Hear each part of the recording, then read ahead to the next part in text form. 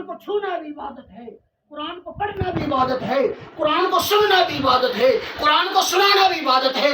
یوں لے لیجئے کہ جس اینگل سے بھی، جس طریقے سے بھی ہم قرآن کو دیکھیں گے، اللہ تبارک و تعالی ہمیں عبادت کا ثواب عطا کرے۔ سبحان اللہ۔ قرآن کی عظمت ہے، قرآن کا نور۔ میرے نبی کریم صلی اللہ تعالی علیہ وسلم نے فرمایا قرآن کے بارے میں، حدیث سے کہا کہ فرمایا کہ جو بندہ قرآن کی تلاوت بلند آواز سے کرتا ہے وہ ایسے ہے کہ جیسے بازار کے اندر کھڑا ہو کے وہ لوگوں میں سخاوت کر رہا ہو۔ سبحان اللہ۔ جو بلند آواز سے قرآن کی تلاوت کرتا ہے، بازار کے اندر کھڑا ہو، آوازیں لگا رہا ہو، لوگوں آ جاؤ میں آپ کو دولت دیتا ہوں، مال دیتا ہوں، ایسا ہے وہ بندہ۔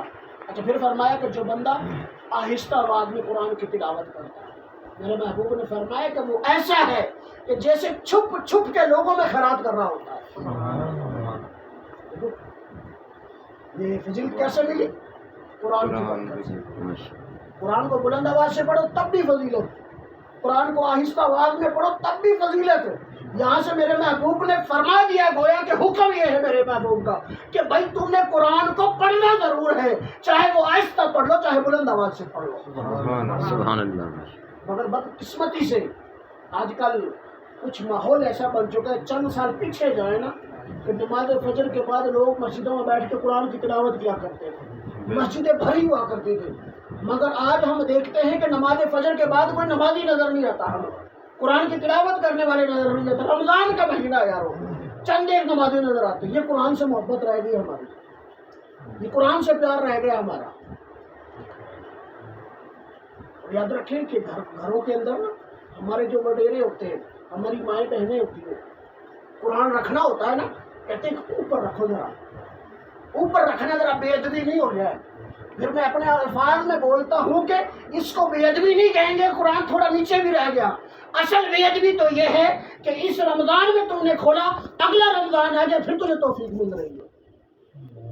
اصل بے ادبی تو یہ ہے کہ سارا سال گزار دیا قرآن کو کھول کر نہیں دیکھا، کئی مہینے گزر جاتے ہیں ہم قرآن کو کھول کر نہیں دیکھتے، قرآن کو پڑھ کر نہیں دیکھتے، قرآن کو سمجھتے نہیں ہے کہ میرا رب اس قرآن کے اندر مجھے فرما کیا رہا ہے۔ یہ قرآن میرے لیے، ہم مسلمان ہیں، قرآن میرے لیے۔ اگر ہم اس قرآن کو نہیں پڑھیں گے تو کون پڑھے گا؟ اگر ہم اس قرآن کو نہیں سمجھیں گے تو کون سمجھے گا؟ ہم قرآن کے احکامات پر عمل نہیں کریں گے تو کون عمل کرے گا؟ قرآن کی محبت ایسے نصیب نہیں ہوتی دوستو، قرآن سے محبت کرنا پڑے گی، قرآن کو ہاتھوں میں پکڑنا پڑے گا۔ اور جو عاشق قرآن ہوتا ہے نا، قرآن سے محبت کرنے والا ہوتا ہے، وہ قرآن کو اپنی آنکھوں کے ساتھ لگاتا ہے، قرآن کو اپنے ہونٹوں سے بوسے دیتا ہے اور قرآن کو اپنے سینے سے لگاتا ہے، تبھی تو وہ بندہ قرآن سے محبت کرنے والا بنتا ہے۔ تو خالی دعویٰ ہی ہوتا ہے، خالی دعویٰ ہے، یہ قرآن سے بڑی ہے۔ یاد رکھیں کہ جو بندہ قرآن سے محبت کرے گا، سمجھ لو کہ وہ بندہ نبی سے محبت کرتا ہے، اور جو بندہ نبی سے محبت کرتا ہے وہ اللہ سے محبت کرتا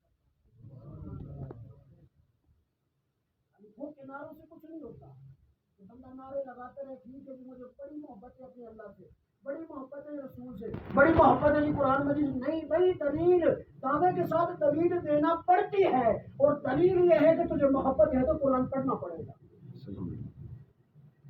میرے نبی کریم صلی اللہ علیہ وسلم نے فرمایا کہ کل بروز قیامت قرآن اور رمضان اپنے صاحب کی رب کی بارگاہ میں سفارش کرے گا۔ سبحان اللہ، بے شک۔ کیا کرے گا؟ سفارش۔ اچھا صاحب قرآن کون ہے؟ صاحب قرآن کون ہے بھائی؟ اور صاحب رمضان کون ہے؟ تو وہ ہے کہ جو بندہ قرآن کی تلاوت کرتا ہے دنیا کے اندر، جو بندہ دنیا کے اندر قرآن سے محبت کرتا رہا، قرآن کی تلاوت کرتا رہا، قرآن کو پڑھتا رہا، اپنے سینے کے ساتھ لگاتا رہا، اس کو چومتا رہا، کل بروز قیامت قرآن رب کی بارگاہ میں کرے گا، مولا یہ وہ بندہ ہے کہ راتوں کو دنیا تو سویا کرتی تھی مگر میری محبت کی خاطر، تیری محبت کی خاطر یہ مجھے پڑھا کرتا تھا۔ سبحان اللہ۔ پھر رمضان آئے گا رب کی بارگاہ میں، رمضان کے روزے رب کی بارگاہ میں کریں گے، مولا یہ وہ بندہ ہے جو تیری رضا کی خاطر سارا دن بھوکا پیاسا دن گزارتا تھا، صرف تجھے راضی کرنے کے لیے، مولا तेरी बारगाह में मैं सिफारिश करता हूँ मौला, तेरी बारगाह में अर्ज करता हूँ मौला, इसको बख्श दे। रब्बे कायनात फरमाएगा जो सारी जिंदगी कुरान पढ़ता रहा, जो सारी जिंदगी रोजे रखता रहा, इन दोनों को मैं बख्श देता हूँ। सुभान अल्लाह। चंद रोजे रह गए दोस्तों, मेहमान है, कोशिश करेंगे जो कमी कोताहियां होगी वो दूर कर।